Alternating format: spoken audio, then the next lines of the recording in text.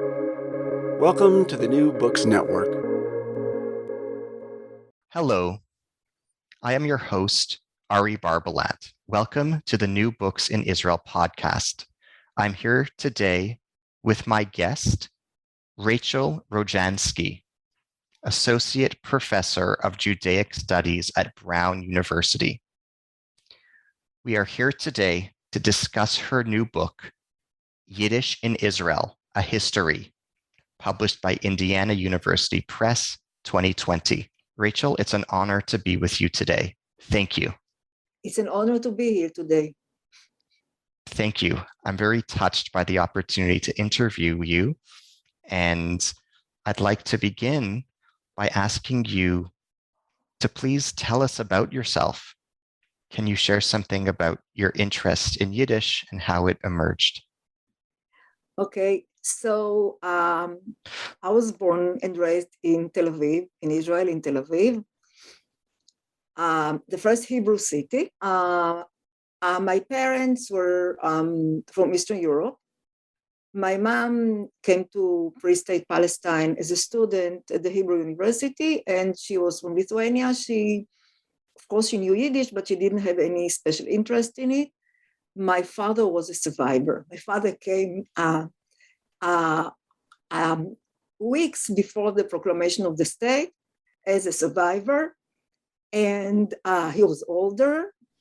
He lost his family during the Holocaust, and he was from Eastern Poland, which used to be, before World War I, used to be the Pale of Settlement, the Russian Empire, from the town of Bialystok, which was, a renowned Jewish center.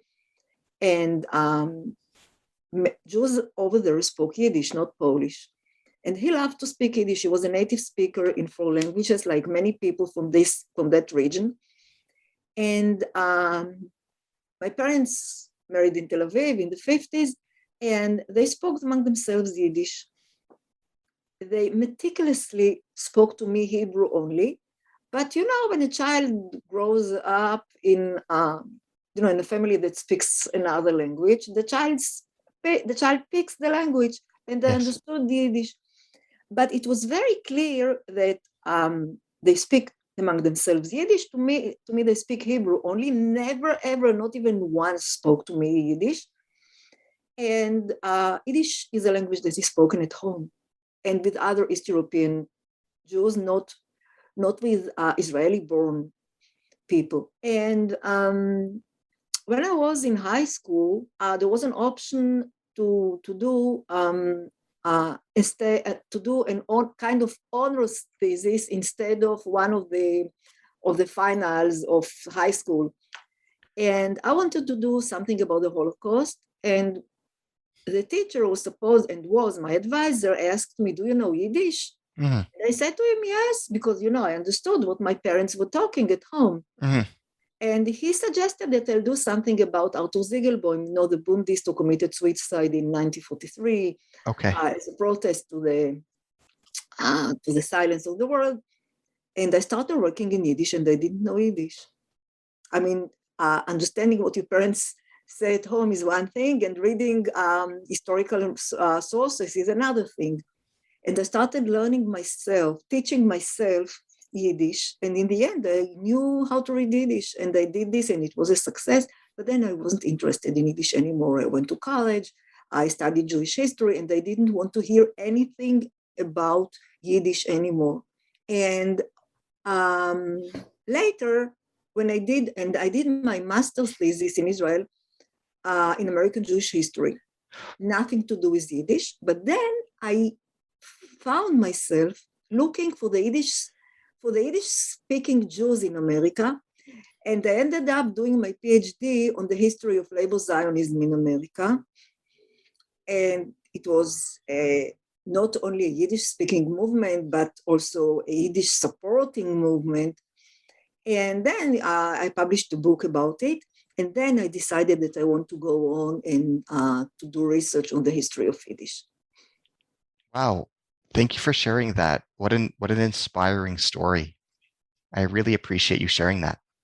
How did you become inspired by the topic of this book, Yiddish cultural expression in Israel? So this is also something that happened. I finished my book, and the book came out. It's a very big book about labor Zionism in America. Unfortunately, it's in Hebrew, not in English. And I wanted to do a second book, and I was thinking I had all kinds of ideas. And then one evening, I was sitting at home, and there was on channel 8 in Israeli TV, there was kind of talk show about Yiddish.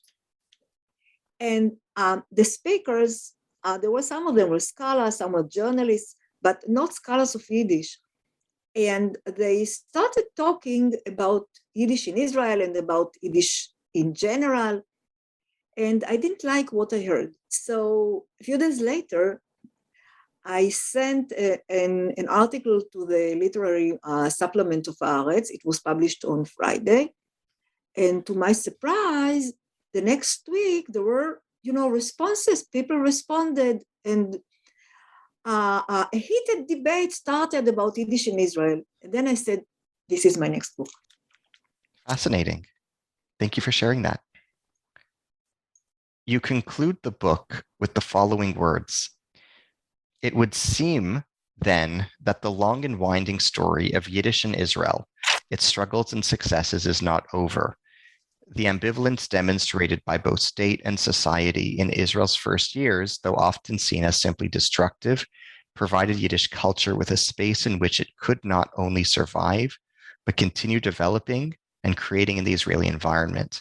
Today, the uniqueness of Yiddish, its history and literature, still attracts young Israelis. The last word of its story has not been said. Can you explain why you chose to end the book with this insight? Because I think I do believe that the last word has not been said. Because I will talk about it later. I think that one of the most interesting developments of Yiddish is that it attracts the interest of young intellectuals who very seriously learn the language and study the literature. And we have the last decade, there has been published, I think, about 4 or 5 novels by young Israelis, born in Israel, raised in Israel. I don't think they have a personal connection to Yiddish. Novels that are about that the plot happens in a Yiddish-speaking environment. The heroes, the protagonist, and all the heroes are Yiddish speakers. And I can give you even some examples. 2011, Matan Hermoni, Hebrew Publishing Company. This is the name in Hebrew Publishing Company. It's about Yiddish in America at the beginning of the 20th century. And then the same writer wrote a book that is called Arba Aratzot in Hebrew, 4 Lands, which alludes to the 4-Land Council in Poland. And it's about a Yiddish writer who lives, there is a street in Tel Aviv, not very far from where I grew up, which is called Arba Aratzot, the name of this council. A Yiddish writer that lives on that street, and it's modeled after Bashevis, the novel. And then in 2017, another young writer, Yad Biran, published a book which is called in Hebrew "Laughing with the Lizards." It's an expression in Yiddish which is you laugh, but it's a bitter laugh. A collection of short stories also about the world of Yiddish. So they are all young people. Their heroes are funny, amusing, but and in that way, they actually coincide with the image of Yiddish as a funny language, which I hope we'll talk about it later. But they are not ridiculous. They are not ludicrous. They are funny in the good way.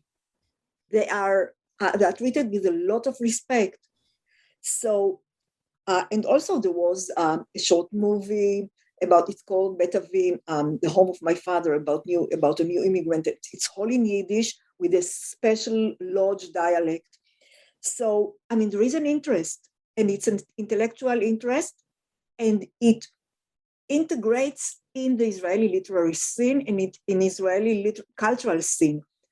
And another thing is that over the years, the last decade, a significant number of translations from Yiddish were published in Hebrew. Some of them of Sholem Aleichem, classic Yiddish, and there was also Sutzkever. And a few days ago, a new book came out. It's called in Hebrew Zer Shlagim. It's in English, I would translate it, A Bouquet of Snow. And it's a big anthology of Yiddish poetry translated into Hebrew. So the process is still continuing, is going on. Now, we don't know what will happen, but this is really very important seeds that are planted in the Israeli literary arena. So I think this is how I understand the process. What do you see as the future of Yiddish in Israel? You are asking me if people will speak Yiddish. It's hard to believe. Wow. Even the ultra-Orthodox, only the Hasidim speak Yiddish. Mm-hmm. The other yeshivot, they move to Hebrew. Also in America, they speak English. Yes. But Yiddish is a source of inspiration. Yiddish as an academic field. Yiddish as part of the Israeli Hebrew literature. I think it will. I think it may be that it will be part of the Israeli literature even in the future.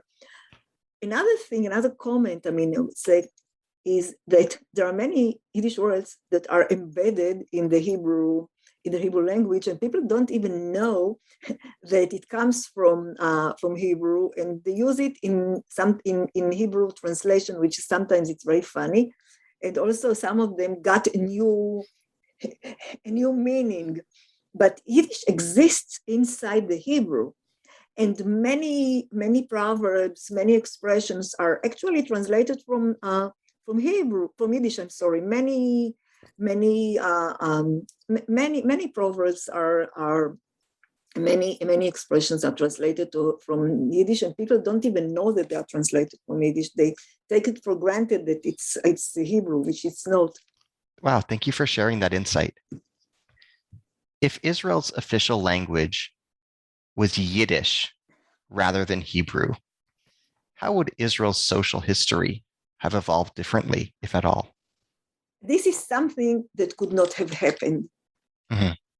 because the state of Israel, grew out of the Zionist movement. Mm-hmm. Hebrew was the crowning jewel of the Zionist ideology. Mm-hmm. So this is ideologically, it could never happen. Yes. The whole idea of the Jewish state was a Hebrew state. Even, yes. There are all kinds of expressions. The Jewish law, we call it Mishpat Ivri, but it doesn't mean that it's in Hebrew. It comes from the Zionist connection. Shoter Ivri, a Hebrew soldier. A Hebrew policeman. Yeah. Yes. It's not a Hebrew speaking, it's a Zionist expression. Zionist and Hebrew are two sides of the same equation. They are not, you can't separate them. Hebrew is part of the land of Israel. You're going back to the land of Israel, which is the land of Hebrew. This is the ancient Jewish language. This is the language of the Jewish prayers. Jews everywhere pray from the same Siddur, from the same prayer book, which is in Hebrew. And even, if you go back to my label Zionists, my Poalei Zion in America, that I spent so much time with them, so I look at them as if they were mine. And they even wrote an article about their attitude to Yiddish. They not supported Yiddish, they developed Yiddish. They created the Yiddish schools in America. They were the first, before the boom, they were the first to create the Yiddish schools in America. And also when they discussed the ideological question, what is the national language of the Jewish people. After a long discussion that took years, they reached the conclusion that the language of the Jews, of Poalei Zion, the labor Zionists, in the diaspora is Yiddish. But when we go to Israel, when there will be a Jewish state, the language will be Hebrew. Interesting. And even the Chernowitz conference in 1908 that wanted to make Yiddish as the national Jewish language, eventually, and this is very famous, eventually they came to the conclusion that Yiddish is a national Jewish language. Mm-hmm. Hebrew is the Jewish language traditionally. So this could not have happened. Plus, you mentioned yourself that there are Jews all over the world who don't know Yiddish. They have their own Jewish languages. Yes. Very interesting. Can you tell us a little bit about Mordechai Tsanin? Who was he in the context of Yiddish expression in contemporary Israel? Okay, Mordechai Tsanin was a very interesting man. I really feel privileged. He was born in 1906 and died in 2009. He lived to 103. And I was privileged to meet him several times, it's really a privilege. He was a very interesting man. Even I first met him when he was in his mid-90s, late 90s. He was a very strong man, even when he was at this age. So historically, Tsanin is, they called him the master of Yiddish press in Israel. They called him the Yiddish speaker, they called him our founding father. And even when he died, there was an obituary that the title was Tsanin meant Yiddish, which means in Yiddish, Tsanin means Yiddish. So he was the founder of the main Yiddish newspapers and the strongest and the most significant fighter for Yiddish. And in a way, I think he was one of the two most important people in the Yiddish scene in Israel. The other one was Avram Sutzkever, the famous poet. I assume we'll talk about him later. So Tsanin was born in 1903 in Poland. Since a young age, he had some aspirations to become a Yiddish writer. And already in the 20s and mid-30s, he published short stories in Yiddish. And he worked as an administrator in a Yiddish school in Warsaw. When the war broke out, he ran eastward from Warsaw to Vilna, but he came back to pass on information and notes and to look for his family, came back to Warsaw, to occupied Warsaw. And then in a very, very long journey, he came to Israel in 1941. And here he continued writing in Yiddish. He published a book, and then he wrote some articles sent to the forwards to the Yiddish newspaper in New York. And he made his living he had a little store of handbags for women. But his real passion was, of course, Yiddish literature and Yiddish writing. In 1945, after the war, he went back to Poland. And he toured all the towns and cities where Jewish communities lived before the war, and he reported about them to the forwards, and their articles were published in book afterwards. And then he came back, and he had this initiative to start the Yiddish press. And in 1948, in the summer of 1948, after the war, after the proclamation of the state, and before the beginning of the mass immigration to Israel, he started a weekly in Yiddish, and this started the whole process of the Yiddish press in Israel.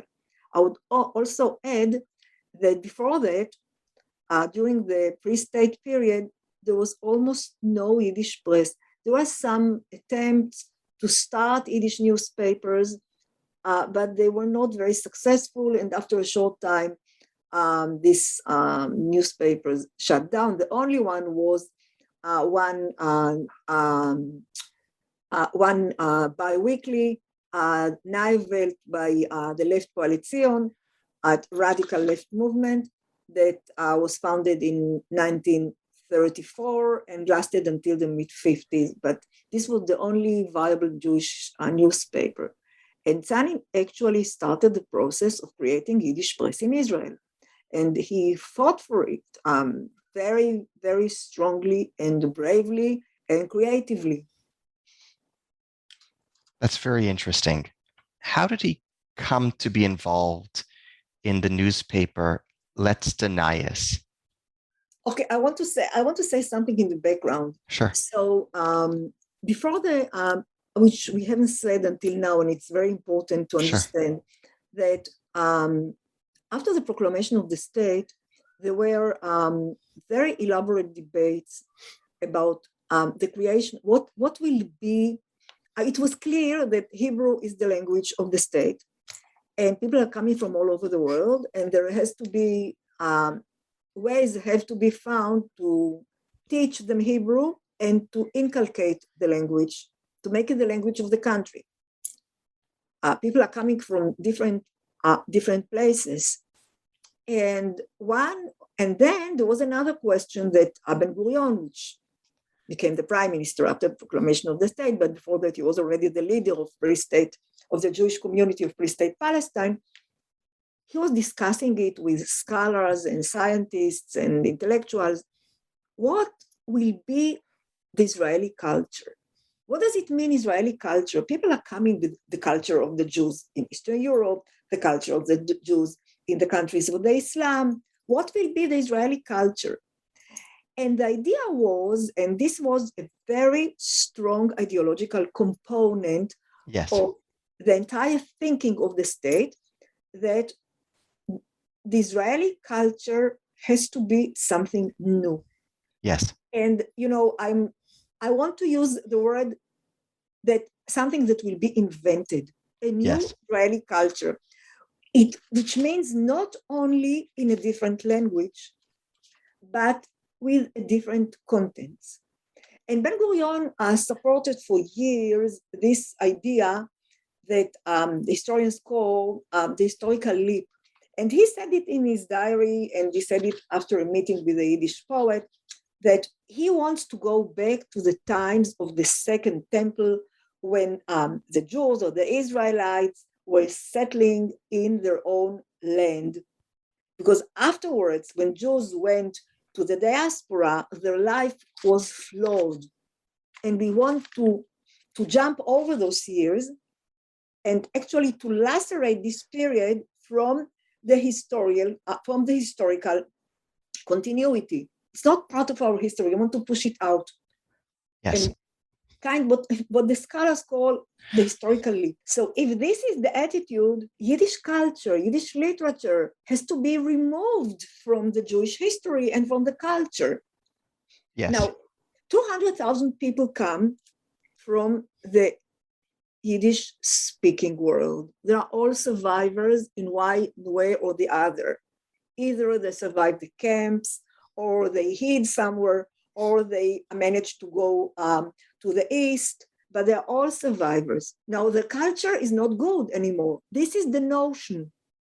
Mm-hmm. But at the same time, and this is where it becomes complicated, because at the same time, when Ben Gurion appoints Ben Zion Dinur, the Professor Dinur, the Hebrew University Professor of History, Ben Zion Dinur, he appoints the Minister of Education. And before that, and at the same time, they also create a Supreme Council for Cultural Affairs. And at the first meeting, Ben Zion Dinur delivers a long speech, and he explains, people have come here who are not part of the Jewish culture. They don't know, they haven't heard about the Gaon, the Gaon from Vilna. They are not part of the emergence of Zionism, which means they are not Jews from Europe. They are not part of Hasidism, again, Eastern Europe. And they are also not part of the emergence of Zionism against Europe. So at the same time, when they say we want to create a new culture, he says our culture is the East European culture. Yeah. So how would we negotiate? Yeah. So this is something in the background. Mm-hmm. Now, also, there are not many of the laws are mandatory laws from the British Mandate for 1948. Now, the British Mandate has laws about censorship of newspapers and theater. If you want to start a newspaper, you need a license. Yes. And here, the authority all of a sudden has power. They can deny you a license. So you don't have to do anything, just to decide whom you are giving a license and you're not giving a license. And this is where Tzanin started his big fight for Yiddish. You made reference to Ben Zion Dinur.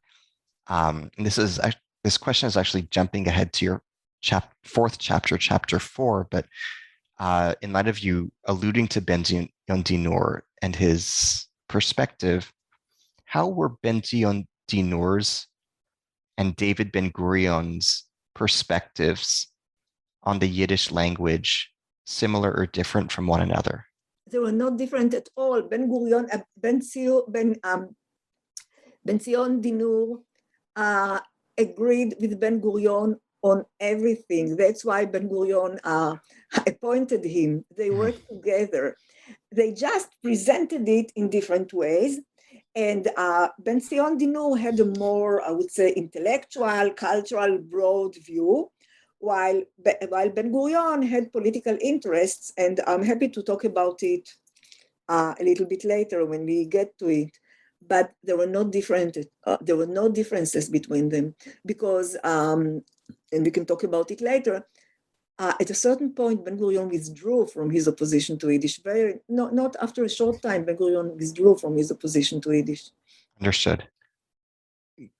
Going back to Mordechai Tzanin, how did he become involved with the Netzdenias newspaper project?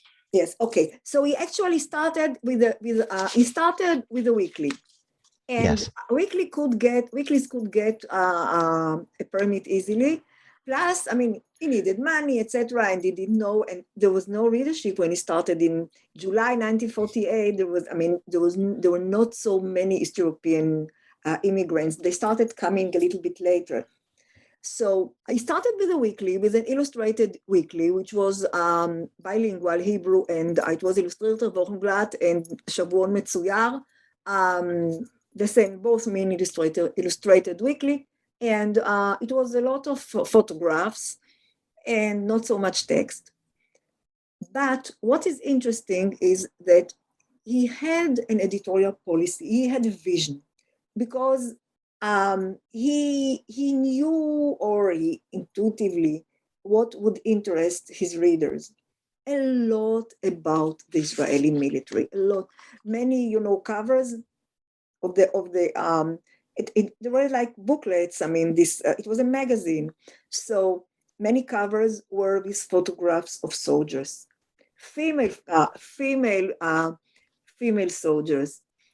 The perspective of a new immigrant, an East European Yiddish speaker, new immigrant who is a soldier, a new immigrant soldier on watch. What does he think? Some drawings and photographs. He thinks that now he's strong, he's part of the Jewish army. He's not like he was before. Yes.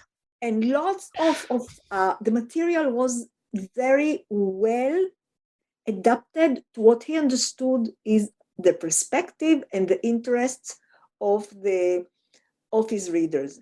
Yes. And after I would say after a few months, we see on the back of Illustrator Wochenblatt in small letters the editor of Illustrator Wochenblatt has office hours on Tuesday between 2 and 4 in the afternoon, which was, I would say, normal practice in Yiddish newspapers.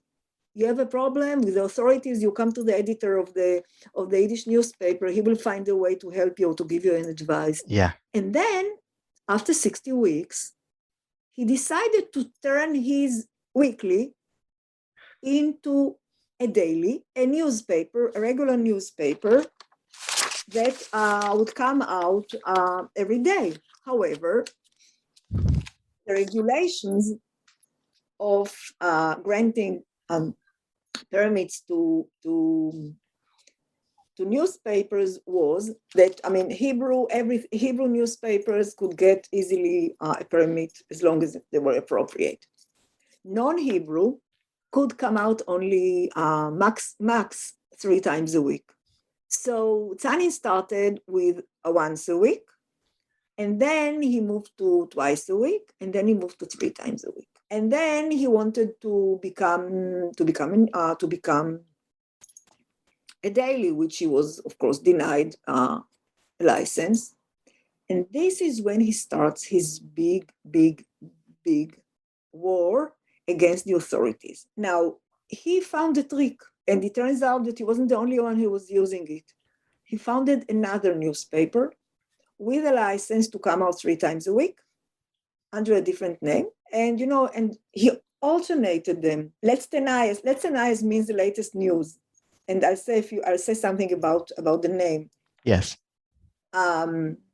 So one on Sunday, Tuesday, and Friday, Let's Deny Us, and the other newspaper on Monday, Wednesday, and Thursday, telling the readers that we are the same newspaper. And also, he would publish chapters of the novel. So chapter 1 was in Let's Deny Us, and chapter 2 was in the other newspaper, and chapter 3 again in Let's Deny Us. So it was clear that it is the same. And the authorities knew about it and didn't do anything. Now, this is one thing, but this is not, of course, not enough. Tzanin had a talent to create a very interesting and unique newspaper. He had a news page which brought the news in Yiddish to people who don't know Hebrew.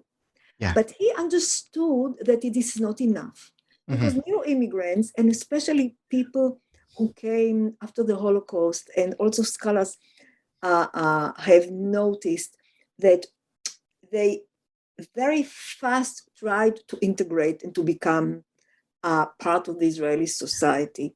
I mean, in those days, people didn't know anything about PTSD, and they didn't understand that these people were post-traumatic. But one of the reactions was an attempt to integrate in the new society as quickly as possible. And people learned Hebrew. So it's not enough to translate the news from Hebrew into Yiddish. You have to aim at their interests. Yeah. And Tzanin understood what their interests is. So he wrote about the difficulties of the new immigrants. He wrote about their perspectives. He also was the first Israeli newspaper who commemorated the Holocaust. Really? In April, which was the day of the Warsaw Ghetto Uprising, he published a whole page about the uprising. Other newspapers didn't do it then. Wow. So, and also he criticized very, very sharply the government, especially Ben-Gurion. He was known as a very strong Ben-Gurion's opponent. And something else, Let's Deny Us had a top-class Yiddish literary supplement, which was a very important component in any Yiddish newspaper. And Tzanin knew it. And he brought Yiddish literature, classic Yiddish literature, new Yiddish literature, information about Israeli culture, information about Yiddish culture. And this was very important to the readers, or even when they were able to read Hebrew. So a Hebrew newspaper and knowing Hebrew could not replace Let's Deny Us. And Let's Deny Us became a very powerful newspaper. Now, Yes. in order to compete with Let's Deny Us and to reach out to the Yiddish readers, the political parties started publishing Yiddish newspapers. And Mapai, the Labor Party, which was called Mapai, Mifleget Poalei Eretz Israel, is acronym of the Party of the Workers of the Land of Israel, published their own Yiddish newspaper, which was fiasco. Wow. They had no way of competing with him, and they wanted to shut him up, but in a sophisticated way. So they ended up in 1960 purchasing Letzte Nayes from Tzani, and Letzte Nayes became a newspaper, a daily, published by the hegemonic party Mapai. And it came out until 2006, but in the 90s it was sold to a private, but this is a different this is different time and different cultural setting. Interesting. This is absolutely fascinating. Wow. This was really a first-class newspaper of the highest level possible. And Sanin was very much respected, and you can see him, and he was a member of the council of the journalist, of the Israeli journal, of the Hebrew journalist. He had the status of a very respected journalist, Israeli journalist and editor. And which I didn't say before, when Mapai, the Labor Party, purchased Letzte Nayes, he remained the editor, and they didn't put any censorship on him. Really? And I mean, he knew how to adjust himself, and he remained in his job until the 1970s, when he was already in his 70s. And he had as an additional newspaper of his own, which was called Tzanin's Illustrated World of Tzanin, because Tzanin for himself became a brand. Why did the newspaper Letzte Nayes close in 2006? It actually closed in the 90s. It belonged to the Labor Party, but the publisher was kind of company that belonged to the Labor Party, and they had. It turns out that over the year they purchased more additional newspapers in different languages, and in the 90s they sold all the newspapers, the foreign language newspapers, including Yiddish, as a package to a private entrepreneur. And it was again a fiasco, because people were not reading. One of the problems is not only the readership. You need writers. You need interesting material. Right. Now, the readership, biology does what it does, and the number of readers decline, and the newspaper is less interesting also. So they started losing money, and he sold it to somebody else who actually wanted to support Yiddish, but in the end they had to close it. Wow. Nobody read it in the end. I mean, people would buy it in order to support it, but there was not really real interest in it. Time changed, it's not the same thing.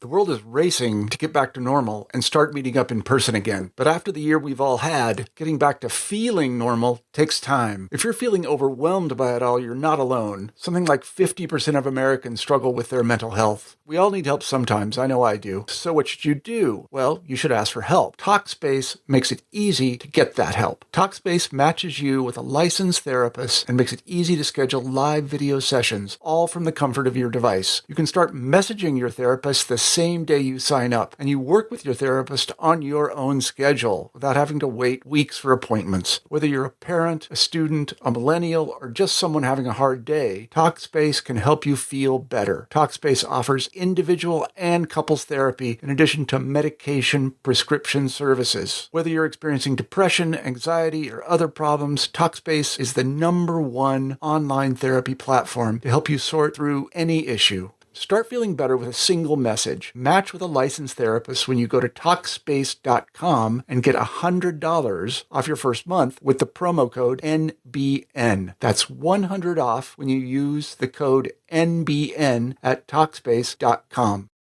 This episode is brought to you by FanDuel. Football is back, and the best bet you can make is downloading the FanDuel Sportsbook app. It doesn't matter if you're new to gambling or an old pro, FanDuel has something for everyone. And as an official sports betting partner of the NFL, you know your bets are safe. There's also never been a better time to use FanDuel, because right now, you'll get up to $1,000 back if your first bet doesn't win. You can even turn a small wager into a big payday with a same-game parlay bet. Just sign up with the promo code Spotify to place your first bet risk-free on FanDuel Sportsbook. Download FanDuel today. 21 plus and present in Virginia. First online real money wager only. Refund issued as non-withdrawable site credit that expires in 14 days. Restrictions apply. See terms at sportsbook.fanduel.com. Gambling problem? Call 1-800-GAMBLER.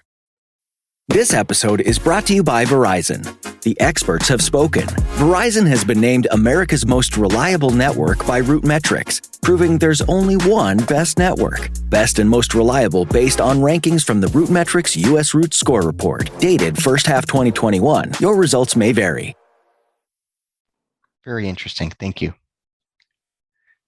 In chapter 3 of your book, you tell the story of the Goldfaden Theater's petition to the High Court of Justice against Israel's government. Why was the staging of such plays as Herschel Ostropolier and Die Zwei Kuni Lemel threatening to Israel's government? And can you tell the story of this case? Okay, so you have to put it in context. So the same problem that the newspapers had was the same about the theater. The interest of the government was to inculcate the Hebrew language. So one of the ways was the major effort was put in teaching Hebrew, and also the government declared a year of, they called it the Year of Hebrew, under the slogan "It's a pun in Hebrew."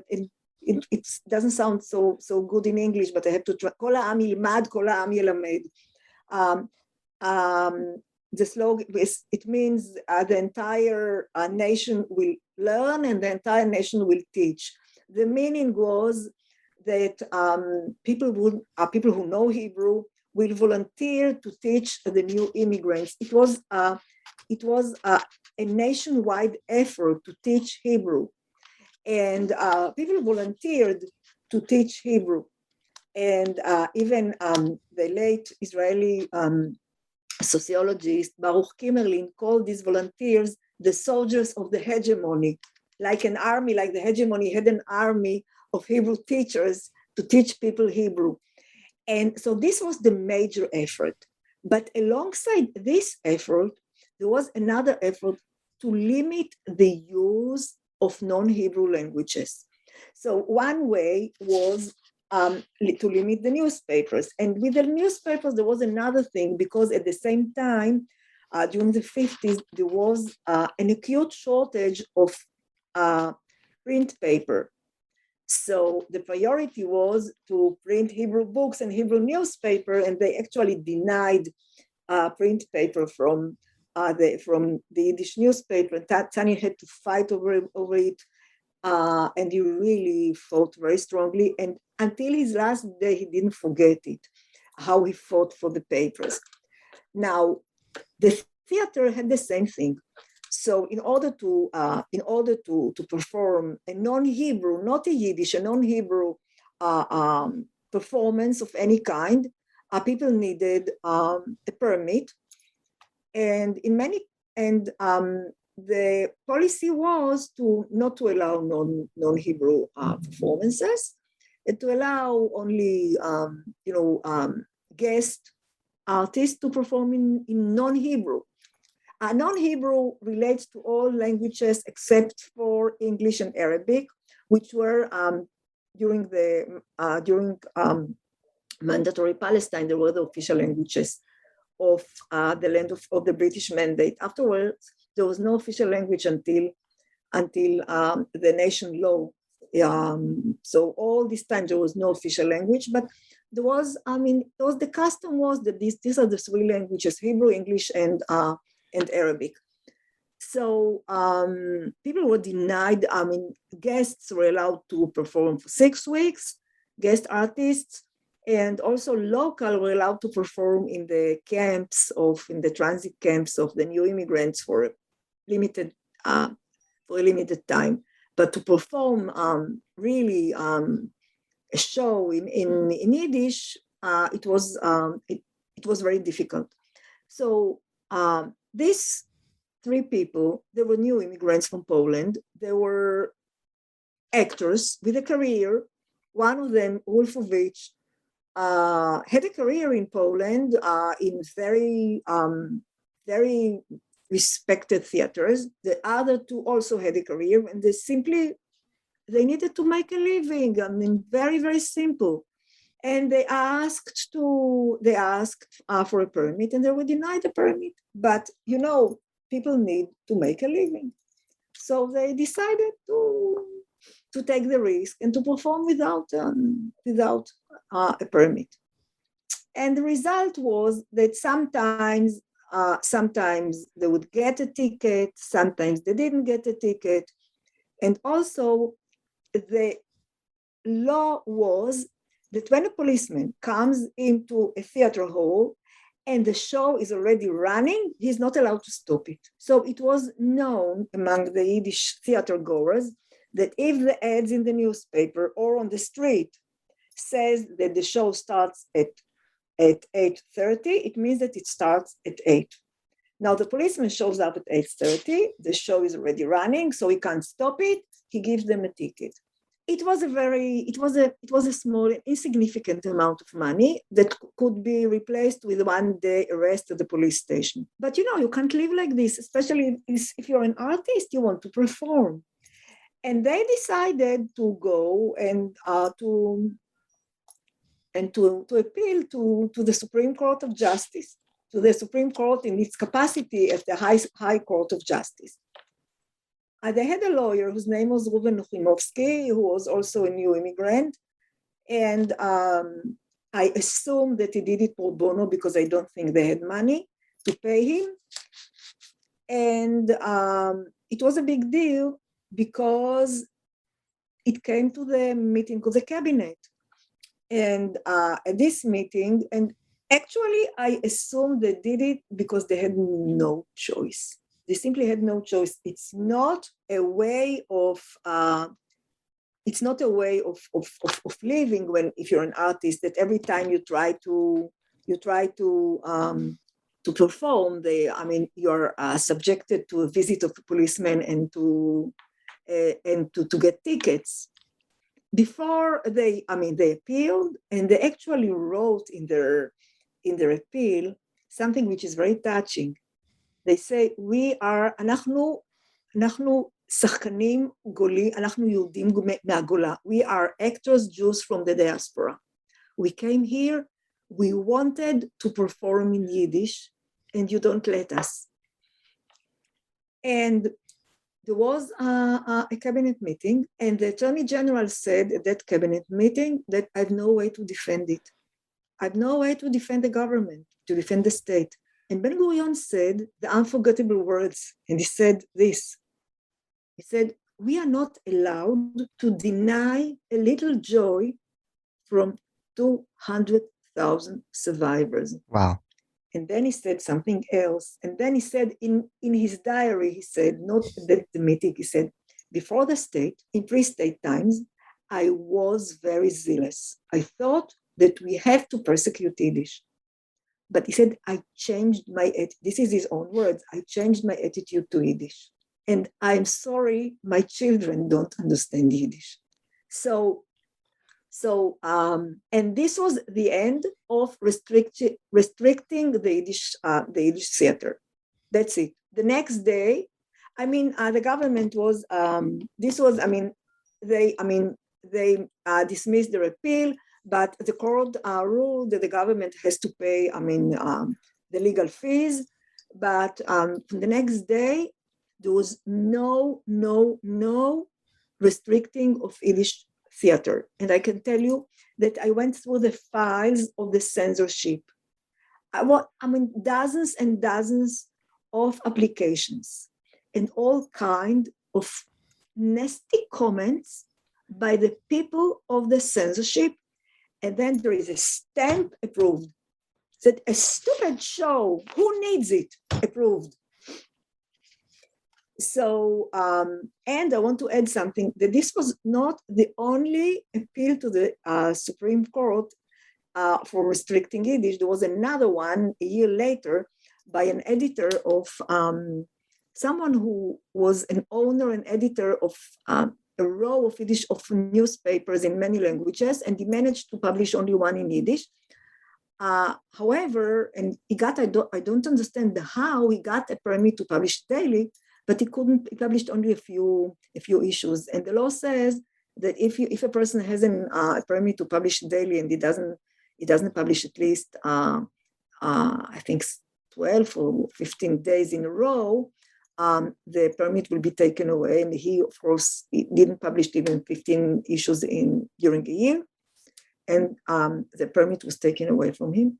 And he appealed to the Supreme Court in its capacity as the High Court of Justice, saying that other newspapers in Hebrew also are in the same situation and nobody cares. So it's actually the selective enforcement, right? Which is illegal. And the court didn't rule in his favor. Wow. So that's fascinating. Why did the Goldfaden Theater ultimately fail? So one of my arguments is that, my argument is that eventually the restrictions of Yiddish and the governmental restrictions of Yiddish didn't play a major role in the fate of Yiddish. It galvanized the activists to be more active and more creative, and actually they were like kind of subversive counterculture, but it galvanized them to be more creative and more productive. What the two other factors that were at play here are the public opinion about Yiddish, which I hope we'll talk about it later. And, there is a natural dynamic of immigrant societies. Now, what was the Goldfaden theater? They wanted to create a repertory theater. Most of the Yiddish performances were kind of what they call then review theater. Some dancing, songs, dancing, light entertainment. The Goldfaden wanted to be a repertory theater. Now, there was always, historically, in Yiddish theater is historically characterized by a tension between the art theater, the repertory theater, and the light entertainment, which naturally the light entertainment attract the broader audience, while the high quality, a smaller audience. This is a common denominator for many arts. They aimed at a higher level, but they didn't have they couldn't do it because they didn't have money. So they couldn't afford a good hall, a good place to perform. They couldn't perform the costumes. They couldn't afford finding a good director. So they chose from the classical repertoire what they remembered by heart and the staging that they remembered from the past.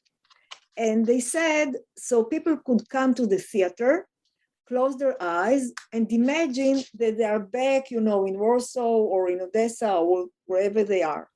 But people were in Israel. And there is another thing. They couldn't pay for a good place. So they were performing in Jaffa, in a neighborhood of new immigrants. People couldn't come there because, at that time, people didn't have their own cars. Public transportation was very difficult, so it was very difficult to get there. And the local audience, was not the audience that was interested in it. So ironically, once they won the case in court, and they didn't have to fight for it anymore, they actually, the theater dissolved. Ironically, fighting the authorities and being able to perform in Yiddish became their goal. And when this was lost, they dissolved. And there is another thing. I read a transcript of a radio interview with one of the actors, where he said that we performed somewhere in Tel Aviv, and the hall was packed. And then I found the reports of the box office. They didn't sell tickets. Also, we need to remember that at this year's, Israel was under an austerity regime. People didn't have money. So if you want to go to the theater, you have to choose very carefully what you are going to spend your money on. And this kind of shows wasn't high priority. And frustratingly enough, people who wanted to hear some Yiddish, preferred to go and to hear some songs or some very light entertainment, or to see a visitor who came from the United States, from Argentina, whom they remembered from their appearances in Eastern Europe. Yes. Thank you for providing that detail. In chapter 4, you introduce us to Avraham Sutzkever. Who was he, and why is he so important to the history of Yiddish in Israel? Well, Avrom Sutzkever in Yiddish, Avraham in Hebrew, he in Yiddish, Avrom Sutzkever. He is, I would say, one of the most important Jewish writers of the 20th century. Yeah. His poetry is extremely outstanding, extremely sophisticated. His Yiddish is, Benjamin Harshav was a Yale professor of comparative literature, but before that, he was a graduate of a Yiddish high school in Vilna, and then he came to Israel and was, for a while, he was a Yiddish poet, and at a certain point he started, and then he became a Hebrew poet, and he was also a professor in Tel Aviv University and University of Jerusalem. He wrote in the introduction to the anthology of Sutzkever's poems, which came out first in English and then in a broader edition in Hebrew. He wrote only people, and he used words in Hebrew that also very difficult to translate in, only people who can understand Sutzkever's Yiddish with its diamonds, its treasures, and its secrets. He wrote it in Hebrew. In English, he didn't write it like this. Only these people can appreciate his literature. He's really one of the greatest writers of the Jewish people in the 20th century. Sadly enough, he didn't get recognition in Israel, the broad audience, until he was very, very old. So Sutzkever was an important poet already before he came to Israel. He was born in Smorgon, but then they moved to Vilna, and he already wrote very important poetry in Vilna before the war. He was in the ghetto, he managed to run away, and while he was hiding, he wrote already poems that were extremely appreciated. He was, then he joined the partisans, he and his wife, and his poetry reached Moscow, and people smuggled it, and he was so appreciated that the Soviets sent a helicopter to rescue him and his wife from the woods. Now, and he was very famous already and very appreciated, and also he was a witness in the Nuremberg trials. Now, after the war, he was wandering through Europe, and he was in Paris, and he tried to get a visa to the United States, but he was really pondering where should he go. And he decided eventually that he wants to go to Israel, although he asked friends to help him get a visa to the United States. But he wrote, and I have many reasons to believe him that he preferred to go to Israel. He had a brother in Israel, and he also wrote that his mother told him to go to Israel before she was killed. She told him to go to Israel. And I don't underestimate, after such a catastrophe, I don't underestimate these memories and these emotional considerations. Plus, in America, there was already a number of significant Yiddish writers and not so many opportunities to work in newspapers. And Israel was a better option. And I think he did it. I think he really preferred Israel for all these considerations. But this is not enough, because it was 1947 and it was the British mandate. And people needed a certificate to come to Israel. And he couldn't get a certificate on his own. He had to be brought to Israel.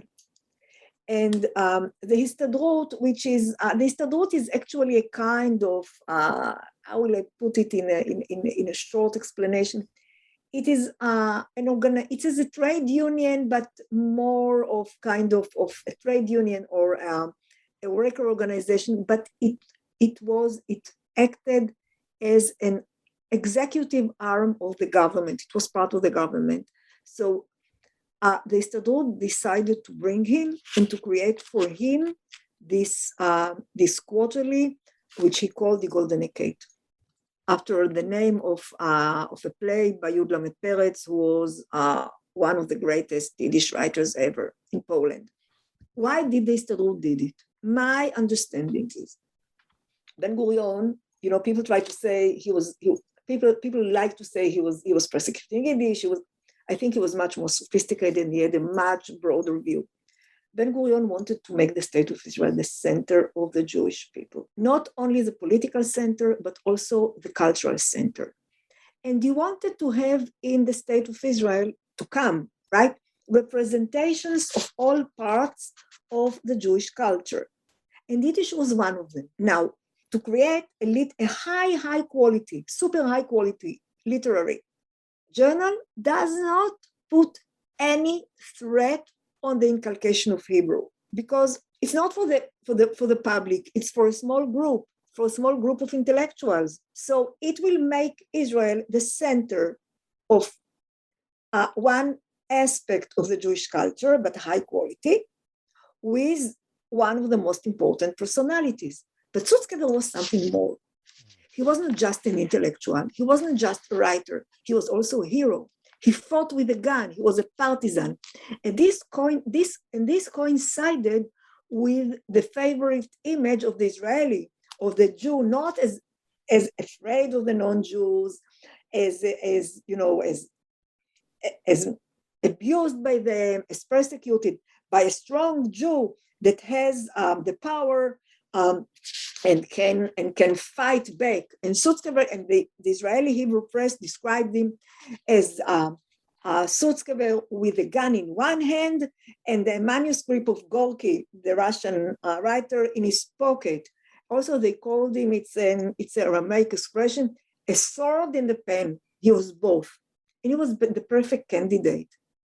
And the Histadrut created this platform for him, and funded it until the late 90s. Later on in chapter 4, you describe the establishment of a chair in Yiddish at Hebrew University, but you also allude to the attempt to found a Yiddish chair at Hebrew University during the mandate period. Mm-hmm. Why was the attempt successful in 1951 to create a chair of Yiddish at Hebrew University, whereas the attempt in 1927 was not? Well, I mean, this is a different setting. This is pre-state and this is the state of Israel with different interests. Now, 1927, the Hebrew University was founded in 25, 2 years after. And there was a real opposition to Yiddish in pre-state. And there was no, as I said before, there were no Yiddish newspapers and no periodicals and no publications in Yiddish. And it was very easy to protest against Yiddish and to be and to be against Yiddish, and it was so it was very easy to reject it at that time. However, later it was the donors were the owner was the Labor Zionist Alliance, which was first a Zionist organization. There was already a Jewish state. There were different interests, and like the Golden Decade, it was another small and limited manifestation of very high Jewish culture. And by the way, the idea at that time was to create also a chair in Judeo-Spaniol, in Jewish Spanish, which didn't materialize. But so it wasn't difficult, and there was no objection. There was deliberation who will be the person who will be hired for the chair, but the principle was accepted immediately. And it coincides with the Golden Decade, and there was a connection between the Golden Decade and the chair, the Yiddish chair. What was the relationship between Avraham Sutzkever and the Jung Israel group? Okay. Why was he not a member of the group despite being one of the founders of this group? Okay, so the group, Jung Israel, as they say, Young Israel, they were a group of young writers who came to Israel as young people. They didn't have a writing career before coming to Israel. And also, and they were, they started writing about life in Israel in their unique way. And in a way, Sutzkever wanted to create a Yiddish literary environment in Israel. And the idea was to connect these people and to create a kind of literary group so they will support each other. One of this group who is still alive, Rivka Bassman, said to me, for us, she used the word, it was a psychological workshop. He supported us, he understood us. They were all Holocaust survivors, except for one, but he also was from Eastern Europe and he came to Israel through Australia. They were all young Holocaust survivors, and they needed this support in order to write.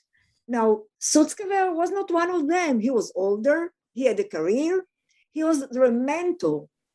He published their poetry in his journal. He critiqued the work, but he wasn't one of the group. He was not in the same stage of the career, and he was older. They were not in the same status. There was young people with a mentor.